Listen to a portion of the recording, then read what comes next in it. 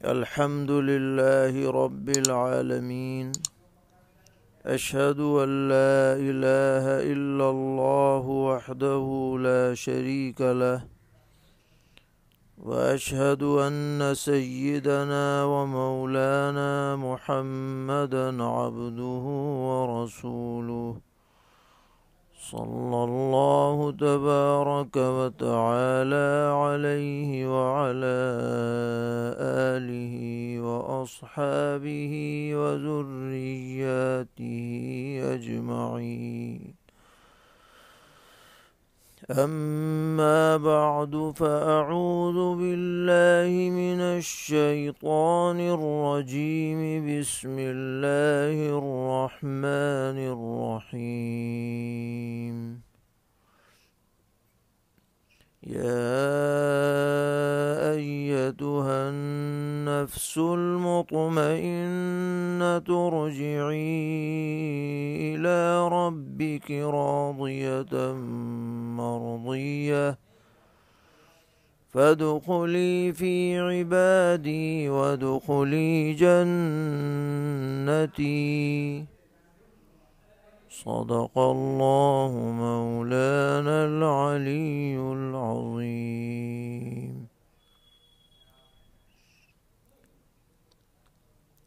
معزز سامعین،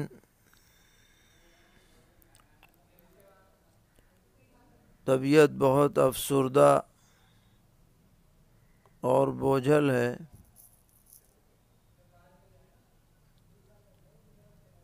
حضرت اقدس والد ماجد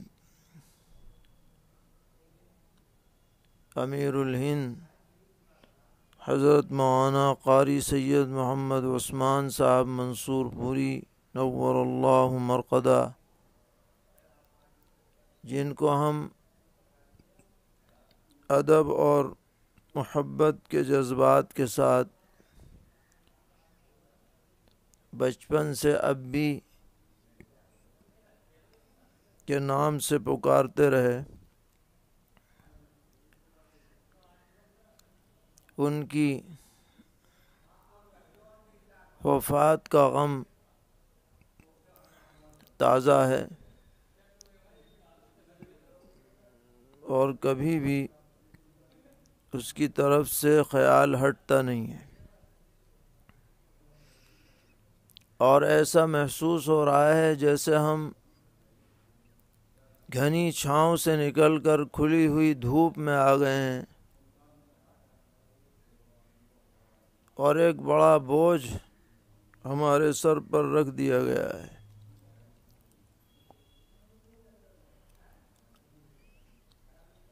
یہ سب صدمہ اپنی جگہ،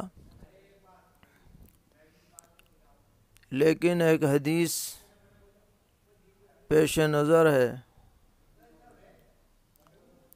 کہ سرور عالم صلی اللہ تعالی علیہ وسلم ایک مجلس میں تشریف فرما تھے اور آپ کے سامنے سے ایک جنازہ گزرا. آپ نے پوچھا کہ یہ کس کا جنازہ ہے؟ تو حاضرین نے عرض کیا کہ یہ فلاں قبیلے کے فلاں صاحب کا جنازہ ہے، اور ان کی صفت بیان کرتے ہوئے عرض کیا گیا کہ کان یحب اللہ ورسولہ ویعمل بطاعت اللہ ویسعی فیہا، کہ یہ شخص اللہ اور اس کے رسول صلی اللہ تعالی علیہ وسلم سے محبت کرتا تھا اور اللہ تبارک و تعالی کا اطاعت گزار تھا اور اس سلسلے میں پوری محنت کیا کرتا تھا. تو آپ نے جب یہ سنا تو ارشاد فرمایا کہ وجبت وجبت وجبت، کہ اس کے لیے تو جنت واجب ہو گئی. اور پھر فرمایا کہ انتم شہداء اللہ فی الارض، کہ تم اللہ کی طرف سے زمین پر گواہ ہو. اور حضرات شارحین لکھتے ہیں کہ ان گواہوں میں ثقہ اور متقی لوگوں کی گواہی مراد ہے. جس سے یہ پتہ چلا کہ جس شخص کے بارے میں روئے زمین پر رہنے والے دیندار، متقی، پرہیزگار اور ثقہ لوگ خیر کی گواہی دیں، اس کے محاسن بیان کریں، اس کی اچھائیاں بیان کریں، تو یہ اس کے جنتی ہونے کی دلیل ہے۔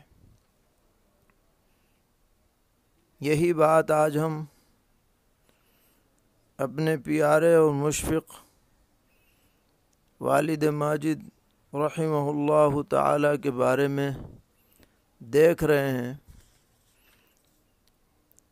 کہ دنیا کے مختلف خطوں سے مسلسل تعزیتی پیغامات کا سلسلہ جاری ہے، اور ہر شخص آپ کی دیانت و امانت، طبعی شرافت، خوش اخلاقی، حق نوازی، اصول پسندی، دینداری اور ورع و تقوی کی شہادت دے رہا ہے۔ اس لیے امید ہی نہیں بلکہ یقین ہے کہ اللہ تبارک و تعالی اپنے دین کے اس مخلص خادم اور مقرب بندے کو اپنی خاص رحمت میں ڈھانپ لیں گے، اور ان چیزوں میں سب سے افضل عطا فرمائیں گے جو وہ اپنے نیک بندوں کو عطا کرتے ہیں۔ اور اس بات کا بھی یقین کامل ہے کہ یہاں دنیا کی زندگی کے مقابلے میں آپ جہاں تشریف لے گئے ہیں وہاں 1000 گنا راحت اور آرام میں ہوں گے انشاءاللہ تبارک و تعالی۔ حضرت والد ماجد رحمہ اللہ تعالی نے بہت ہی صاف، شفاف اور روشن زندگی گزاری۔ جس طرح آپ کا ظاہری لباس صاف ستھرا اور داغ دھبوں سے پاک ہوتا تھا، اسی طرح آپ کا باطن بھی آئینے کی طرح شفاف تھا۔ عبادات ہوں، معاملات ہوں، معاشرت ہو، اخلاق ہو، ان تمام شعبوں میں آپ 100% سنت و شریعت کو ملحوظ رکھتے تھے، اور اگر اس کے خلاف کوئی بات نظر آتی تو سخت ناگواری اور ناراضگی ظاہر فرمایا کرتے تھے۔ طلبہ عزیز کے ساتھ آپ کی شفقت بے مثال تھی، خرد نوازی، دلداری، حوصلہ افزائی آپ کی رگ رگ میں بسی تھی۔ لوگ اس بات پر حیرت کیا کرتے تھے کہ دارالعلوم دیوبند میں سال کے اخیر میں طلباء کی انجمنوں کے جو اختتامی اجلاس ہوتے ہیں ان میں آپ تشریف لے جاتے اور اخیر وقت تک تشریف فرما رہتے تھے۔ بعض مرتبہ آسامی بنگالی طلباء کی انجمنیں ہوتی تھیں جس میں انہی زبانوں میں بیانات ہوتے تھے، لیکن آپ 1-1 بجے تک پوری متانت کے ساتھ، دلچسپی کے ساتھ ان طلباء کی حوصلہ افزائی کے لیے تشریف فرما رہتے تھے۔ اللہ تعالیٰ نے آپ کو قلب سلیم بھی عطا فرمایا اور ذوق سلیم سے بھی نوازا تھا۔ ہر چیز میں آپ کو نفاست اور عمدگی پسند تھی۔ کوئی بھی کام ترتیب کے خلاف ہو یہ آپ کو گوارا نہ تھا، یا بے سلیقگی کے ساتھ ہو تو یہ بھی آپ کو منظور نہ تھا۔ اگر ہم نے کوئی کاغذ غلط انداز میں موڑ دیا یا کوئی چادر بے ہنگم طور پر تہہ کر دی، اس پر بھی آپ ناراض ہوتے تھے اور تنبیہ فرمایا کرتے تھے۔ اگر کاپی میں ورق نکالنا ہوتا اس میں سے اسے بھی سلیقے کے ساتھ نکالتے تھے، اور یہی ہم لوگوں کی تربیت فرمایا کرتے تھے۔ عربی اور اردو تحریر نہایت شاندار، اس طرح کے ایک ایک لفظ واضح ہوتا تھا، کوئی بھی آدمی اسے پڑھ سکتا تھا، اس میں کوئی تکلف نہ ہوتا تھا۔ اللہ تبارک و تعالی نے بے شمار خصوصیات سے آپ کو مالا مال فرمایا تھا، ان سب کا احاطہ تو نہیں کیا جا سکتا، لیکن خود اپنی یاد دہانی کے لیے اور جو حضرات آپ سے تعلق اور محبت رکھتے ہیں ان کو متوجہ کرنے کے لیے چند صفات کا تذکرہ مناسب معلوم ہوتا ہے۔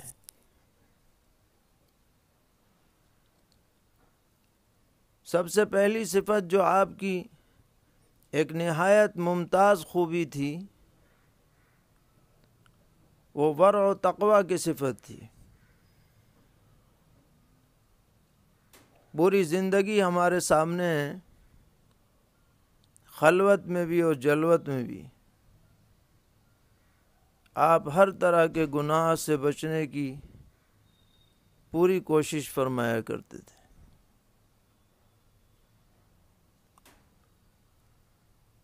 گھر سے باہر نکلتے ہمیشہ نگاہ نیچی رکھتے تھے، راستے میں چلتے ہوئے یا سفر میں جاتے ہوئے بقدر ضرورت نظر اٹھاتے تھے۔ زبان کے اعتبار سے انتہائی محتاط تھے، بد زبانی یا ایسی گفتگو جو تہذیب اور مروت کے خلاف ہو آپ کی زبان سے صادر نہیں ہوتی تھی۔ مالی معاملات میں انتہائی محتاط تھے۔ آپ کے پاس بھائی بہنوں کا کھیتی کی آمدنی کا حساب جمع ہوتا تھا، جس کا جو حق ہے پائی پائی کا حساب نکال کر اس کو پہنچاتے تھے۔ خود اپنا حساب کتاب بھی پوری طرح لکھ کر کے رکھتے تھے۔ ہم لوگوں سے اس بارے میں بہت کوتاہی ہوتی تھی، لاپرواہیاں ہوتی تھیں، لیکن حضرت کا مزاج یہ تھا کہ جو بھی خرچ ہو لکھا جائے تاکہ کسی کا حق اپنے اوپر باقی نہ رہے۔ تو اللہ تبارک و تعالی نے ورع و تقوی کی اعلیٰ صفت آپ کے اندر رکھی تھی، اور یہ وہ صفت ہے جو انسان کو اللہ تبارک و تعالی اور بندوں کی نظر میں محبوب اور مقبول بنانے والی ہے۔ قرآن پاک میں خود ارشاد فرمایا گیا، ان اکرمکم عند اللہ اتقاکم، اللہ کی نظر میں تم میں سب سے معزز وہ ہے جو سب سے بڑا متقی اور پرہیزگار ہے۔ دوسری صفت جو آپ میں نمایاں تھی وہ علم میں رسوخ، پوری گہرائی آپ کو حاصل تھی۔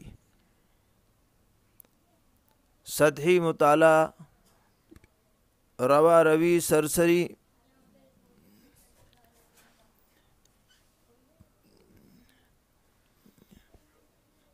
محض رسم پورا کرنے کے لیے آپ نہ کوئی کتاب پڑھتے تھے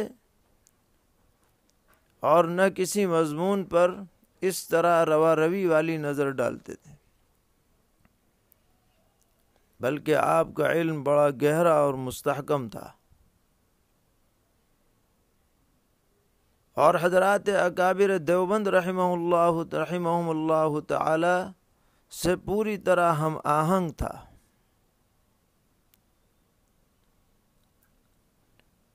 ہمیں بہت سی کتابیں آپ سے پڑھنے کا شرف حاصل ہوا۔ ابتدائی عربی کتابیں، علم الصرف، علم النحو، القراءۃ الواضحہ، پھر جب دیوبند میں آ گئے تو سلم العلوم، مقامات حریری، نور الانوار، مختصر المعانی، تفسیر بیضاوی، یہ سب کتابیں ہم نے پڑھیں۔ آپ کا درس عام فہم، فضولیات سے پاک، کتاب کو پوری طرح حل کر دینے والا ہوتا تھا۔ اسی طرح آپ کے جو عوامی بیانات ہوتے تھے وہ بھی خالصتاً قرآن و حدیث کی روشنی میں ہوتے تھے، جن میں نہ کوئی فضول واقعات ہوتے تھے، نہ لطیفہ گوئی ہوتی تھی، بلکہ صرف قرآن و حدیث کے مضامین دل نشین انداز میں آپ پیش فرمایا کرتے تھے۔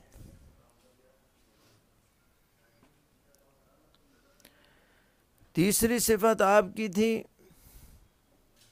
کہ اللہ تعالیٰ نے اعلیٰ درجے کی حقیقی تواضع سے سرفراز فرمایا تھا۔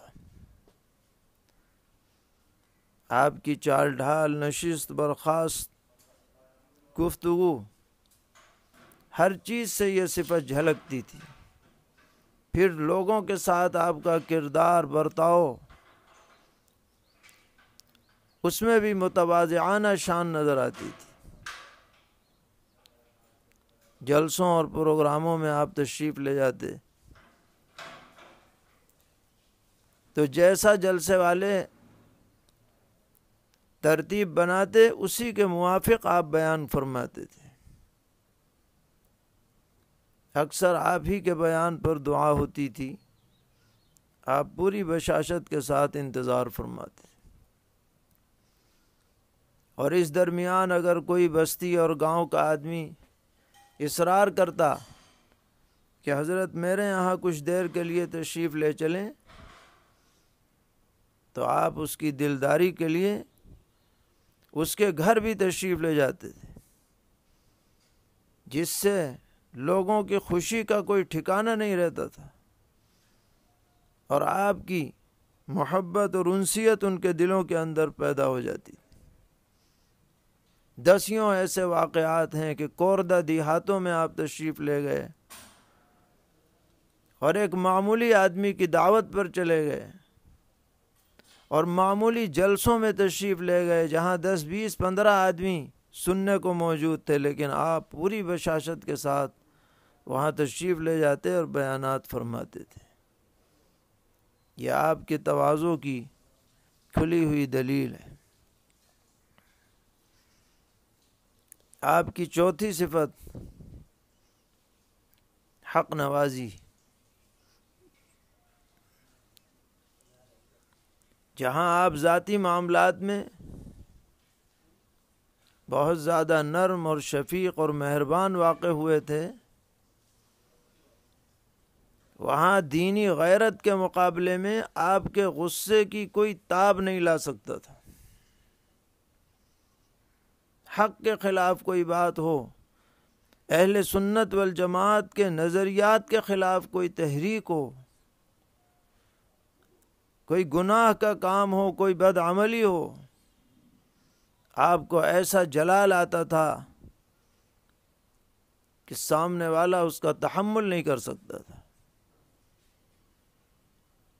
شروع سے لے کے آخر تک قدم قدم پر اس کے نمونے دیکھنے میں آئے۔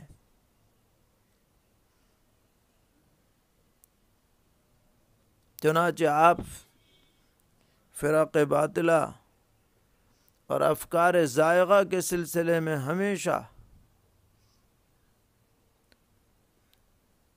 سخت رویہ اپنانے کے قائل ہے. اس بارے میں ادنا سی مداہنت اور مصلحت پسندی آپ کو گوارا نہ تھی.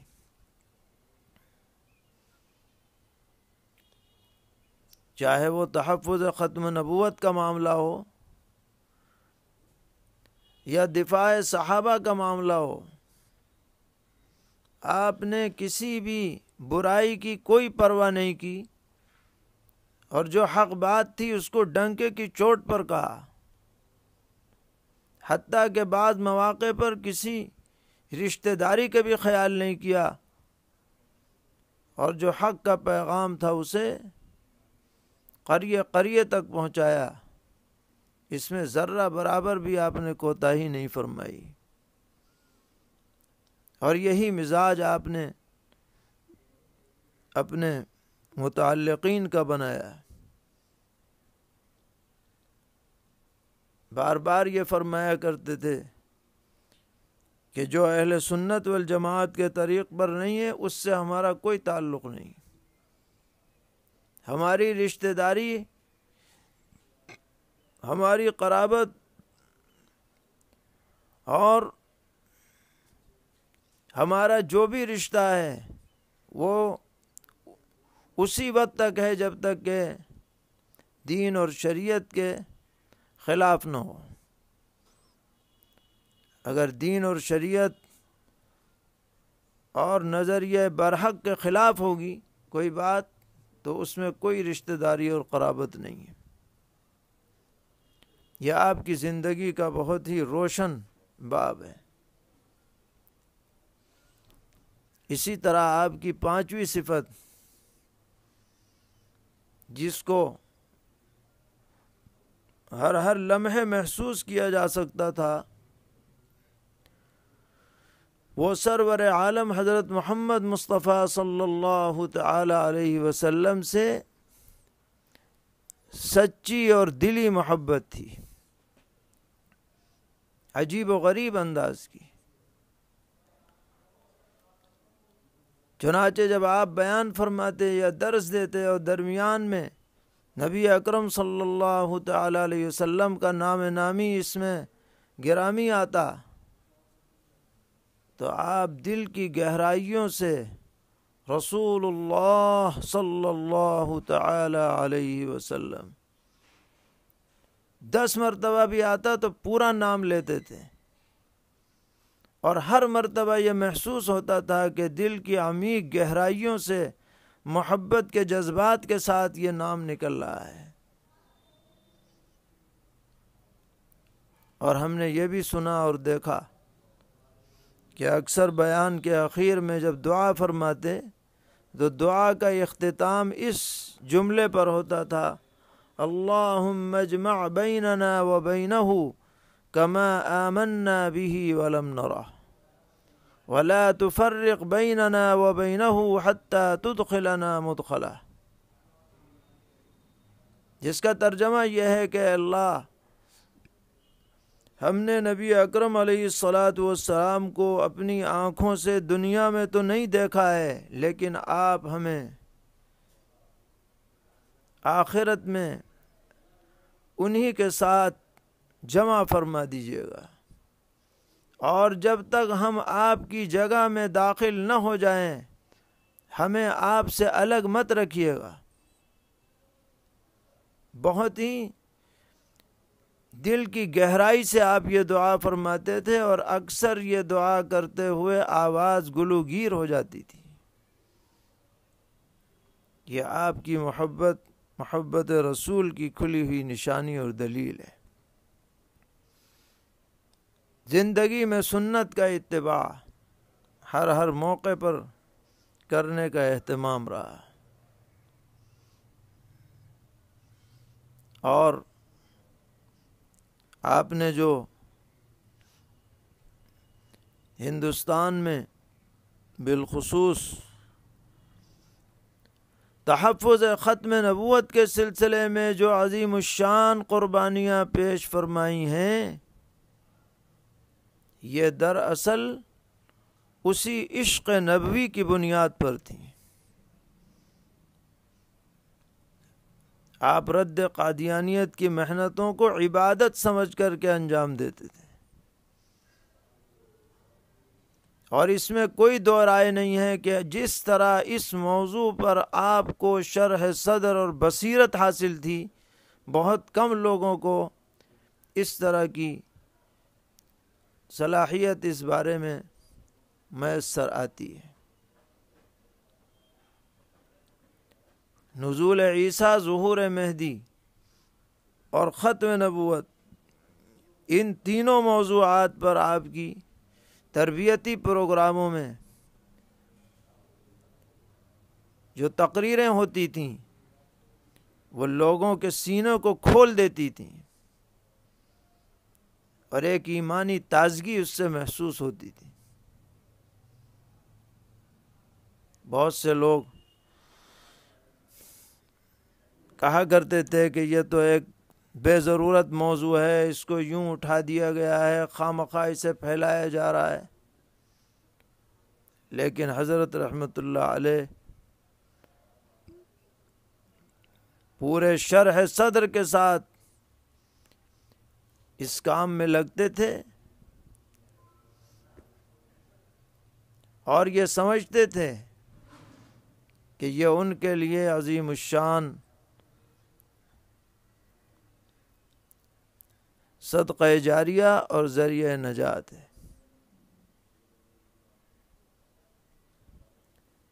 اس کا ایک خوشکن پہلو بطور بشارت آپ کی وفات کے بعد اس طرح سامنے آیا کہ دارالعلوم دیوبند کے تنظیم و ترقی کے ناظم جناب مولانا محمد راشد صاحب، انہوں نے وفات کے بعد خواب دیکھا کہ حضرت والا اہتمام میں تشریف فرما ہیں اور سر پر نہایت نورانی تاج رکھا ہوا ہے۔ مولانا راشد صاحب فرماتے ہیں کہ خواب میں مجھے پوچھنے کی ہمت نہیں ہو رہی تھی، لیکن بار بار میں تاج کو دیکھ رہا تھا۔ تو کچھ دیر کے بعد آپ نے فرمایا کہ یہ 2 تاج بھیجے گئے ہیں، ایک حضرت مولانا شاہ عطا اللہ بخاری رحمۃ اللہ علیہ کے لیے ہے اور ایک میرے لیے ہے۔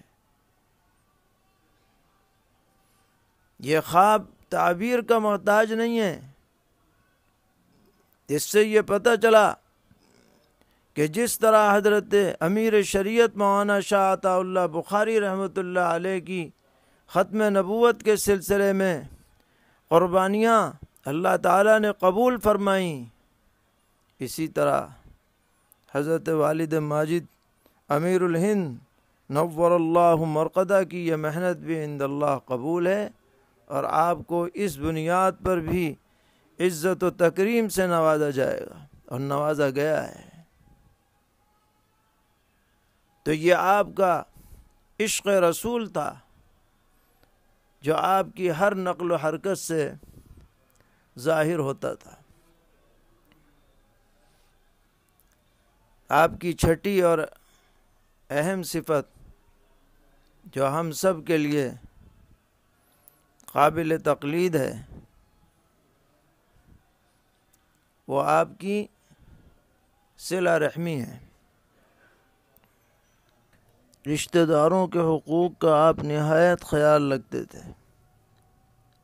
ہمیں یاد ہے کہ امروہہ کا زمانہ ہو یا دیوبند کا، ہر عید بقرعید کے موقع پر باقاعدہ سفر کر کے محض اعزاء سے ملاقات کے لیے منصور پور، خان جہاں پور، حسین آباد، سیکری وغیرہ تشریف لے جاتے تھے۔ اور اس زمانے میں سواری کی بھی زیادہ سہولتیں نہیں تھیں، عموماً پیسنجر ٹرینوں سے یا لوکل بسوں سے یا ٹانگوں سے سفر ہوتا تھا، لیکن آپ پوری بشاشت کے ساتھ یہ ساری مشقت برداشت فرماتے اور اعزاء کے حقوق کو ادا فرماتے تھے۔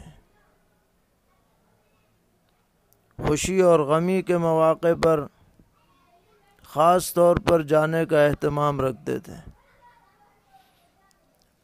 اور اگر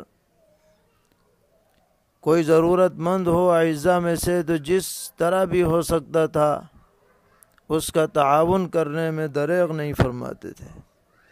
یہ بھی آپ کی زندگی کا ایک روشن باب ہے۔ ساتویں صفت جو آپ کی ہم جیسے دنیا داروں کے لیے بہت ہی زیادہ قابل عبرت ہے کہ آپ کا دل دنیا داری سے بالکل پاک تھا، نہ تو نام و نمود کی نمائش کی کبھی خواہش ہوئی اور نہ آئندہ کے لیے کوئی پلاننگ آپ نے ظاہر فرمائی۔ پوری زندگی آپ نے یا تو کرائے کے عام مکانوں میں گزار دی یا مدرسے کی طرف سے جو مکانات دیے گئے انہی میں آپ بہت ہی خوشی کے ساتھ رہتے رہے۔ کسی نے اگر کہا بھی کہ آپ اپنا مکان الگ بنا لیجئے تو ہنس کر کے ٹال دیا کرتے تھے۔ ٹیپ ٹاپ والی بات، سجاوٹ کی بات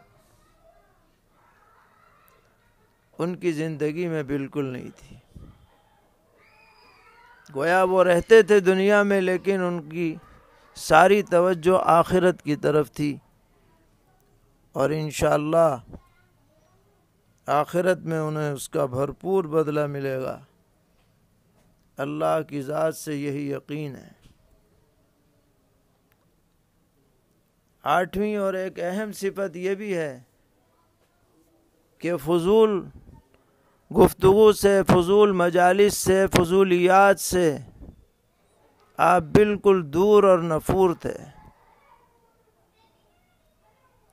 گھر میں ہوں یا گھر سے باہر کسی نہ کسی اچھے کام میں مشغول رہتے تھے یا آرام فرماتے تھے۔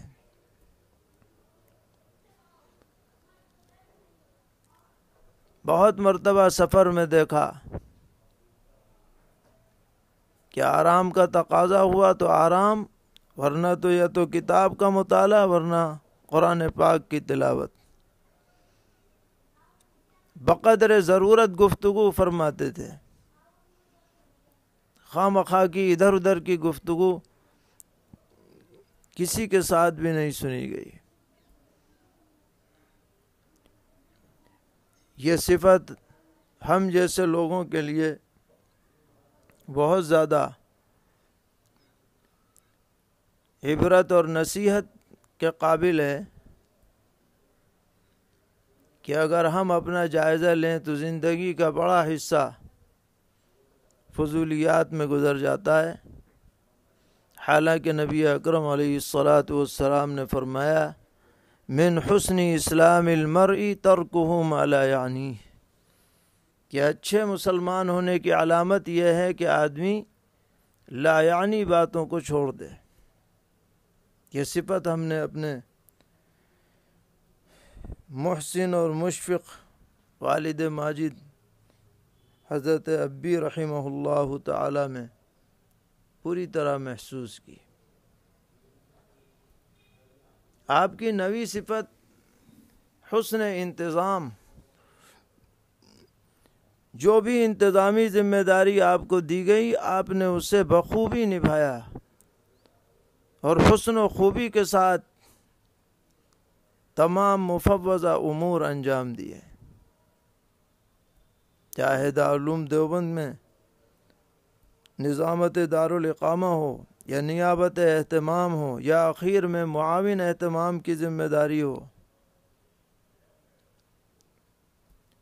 جن لوگوں کا سابقہ پڑا ہے اور جنہوں نے خود اپنی آنکھوں سے مشاہدہ کیا ہے، وہ یہ گواہی دیں گے کہ اللہ تعالیٰ نے علمی رسوخ کے ساتھ ساتھ انتظام کی بھی بہترین صلاحیت آپ کو عطا فرمائی تھی۔ جمعیت علماء ہند کی صدارت میں بھی یہ صفت آپ کی ابھر کر سامنے آتی تھی۔ جمعیت کے کاموں میں بھی آپ انتظام کو پسند فرماتے تھے، اور کہیں بے اصولی یا بے انتظامی کی بات آتی تو آپ کو ناگواری ہوتی تھی اور اس پر آپ نکیر فرمایا کرتے تھے۔ آپ کی 10ویں صفت ہے حسن تربیت، کہ آپ نے اپنے شاگردوں کی اور اپنے گھر والوں کی بہترین تربیت فرمائی، اپنی طرف سے کوئی دقیقہ نہیں چھوڑا۔ آپ شیخ الاسلام حضرت مولانا سید حسین احمد مدنی نور اللہ مرقدہ کے خانوادے کے مربی اور اتالیق سمجھے جاتے تھے۔ امروہہ میں ہمارے عزیز ماموں جگر گوشہ شیخ الاسلام حضرت مولانا سید اسجد صاحب مدنی دامت برکاتہم، اسی طرح برادر مکرم مولانا اخلد رشیدی صاحب، برادر مکرم مولانا سید ازہد مدنی صاحب، اور برادر مکرم مولانا سید محمود اسد مدنی صاحب، اور ہمارے خالہ زاد بھائیوں میں مفتی سید محمد حارث صاحب، عزیزم مولوی سید محمد معاذ، مولوی سید محمد سعد، مولوی سید محمد بشار، اسی طرح پھوپھی زاد بھائیوں میں سید محمد کلیم صاحب، اور بھی کئی قریبی اعزاء حضرت کی مکمل نگرانی میں رہے، اور ہم دونوں بھائیوں کے ساتھ بھی آپ نے جو اس سلسلے میں احسانات فرمائے ہیں، ہر وقت دل سے یہی دعا ہے کہ اللہ تعالیٰ ان احسانات کا بھرپور بدلہ آپ کو عطا فرمائے اور آپ کے درجات بلند سے بلند تر فرمائے۔ ہمیں یاد ہے کہ جب ہم تدریب الافتاء سے فراغت کے بعد حضرت مولانا سید رشید الدین صاحب حمیدی رحمۃ اللہ علیہ کی خواہش پر مدرسہ شاہی میں تدریس خدمت کے لیے جانے لگے تو حضرت ابی رحمۃ اللہ علیہ نے نصیحت فرمائی جاتے ہوئے۔ پہلی نصیحت یہ تھی کہ جب کوئی طالب علم تم سے کتاب سمجھنے کے لیے تمہارے کمرے پر آئے تو کبھی دروازہ بند کر کے اسے کتاب مت بتلانا۔ فرمایا کوشش یہ کرنا کہ سبق ہی میں سوال جواب ہو جائے درس میں، لیکن پھر بھی اگر کوئی آ رہا ہے تو اس حالت میں اسے سمجھاؤ کہ دروازہ کمرے کا کھلا رہے تاکہ کوئی فتنے میں تم مبتلا نہ ہو۔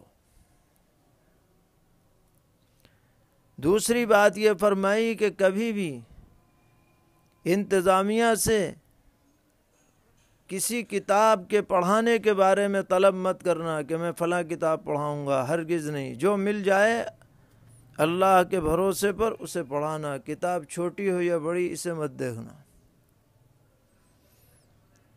تیسری بات یہ فرمائی کہ کبھی یہ درخواست مت کرنا کہ تمہاری تنخواہ بڑھائی جائے، ہرگز نہیں، بلکہ جو مدرسہ تنخواہ دے اسے شکر کے ساتھ قبول کرنا، اور یہ سمجھنا کہ یہ اللہ تعالیٰ کا فضل ہے، ہماری محنت اس کے مقابلے میں کچھ نہیں۔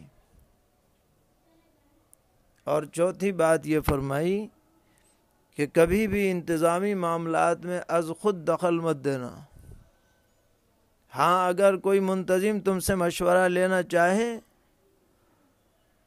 تو خوش اسلوبی کے ساتھ مشورہ دینا، مگر اس پر اصرار مت کرنا۔ قبول کر لیا جائے تو فبیہا، نہ قبول کر لے تو بھی کوئی بات نہیں۔ یہ چاروں نصیحتیں فرما کر آپ نے روانہ فرمایا، اور حضرت کی ان روشن نصیحتوں پر اللہ تعالیٰ نے عمل کی توفیق بھی عطا فرمائی، جس کی وجہ سے ہزاروں فتنوں سے اللہ تعالیٰ نے محفوظ رکھا۔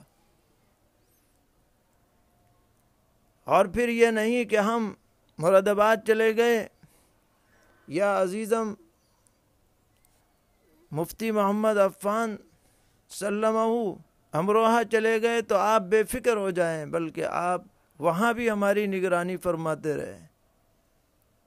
ہم کہاں آ رہے ہیں، کہاں جا رہے ہیں، کس طرح کے جلسوں میں شریک ہو رہے ہیں، کیا ہماری سرگرمیاں ہیں، ساری تفصیلات کے بارے میں آپ علم رکھتے تھے، اور ہماری طرف سے کوئی کوتاہی ہوتی تھی تو اس پر ناراضگی ظاہر فرماتے تھے، تنبیہ فرماتے تھے، بعض مرتبہ تو بہت سخت تنبیہات فرمائیں، اور خود ہم سے بھی یہ کہتے تھے کہ اپنے بچوں کے ساتھ تنبیہ کا معاملہ برقرار رکھو۔ بار بار یہ حدیث سناتے تھے کہ حدیث میں ہے لا ترفع عنہم عصاک ابدا، یعنی ان کو اپنے حال پر مت چھوڑو بلکہ نگرانی رکھو۔ یہی ایک محسن اور مربی کی صفت ہے۔ افسوس ہے کہ ایسا عظیم محسن، مشفق اور مربی اب ہمارے سروں پر نہیں ہے۔ ہماری دعا ہے کہ اللہ تعالیٰ ان کے احسانات کا اعلیٰ سے اعلیٰ بدلہ انہیں عطا فرمائے، ان کے درجات بے حد بلند فرمائے، حضرات انبیاء، صدیقین، شہداء اور صالحین کے ساتھ ان کا حشر فرمائے، نبی اکرم علیہ الصلاۃ کی رفاقت و معیت نصیب فرمائے، اور ہمارا حشر بھی انہی کے ساتھ فرمائے۔ تمام سامعین سے بھی گزارش ہے کہ حضرت کے لیے دعائے خیر اور ایصال ثواب کا سلسلہ جاری رکھیں، ساتھ میں ہم اور ہمارے سب اہل خانہ، بالخصوص برادر عزیز مولانا مفتی محمد عفان سلمہ اور والدہ محترمہ اور عزیزہ ہمشیرہ، وہ سب ان حضرات کا شکریہ ادا کرتے ہیں جنہوں نے ملک بیرون ملک سے حضرت ابی رحمۃ اللہ علیہ کے لیے تعزیت اور ایصال ثواب کا اہتمام فرمایا۔ اللہ تعالیٰ ان سب کو جزائے خیر عطا فرمائیں۔ وصلی اللہ تعالی علی خیر خلقہ محمد وآلہ وصحبہ اجمعین برحمتک یا ارحم الراحمین۔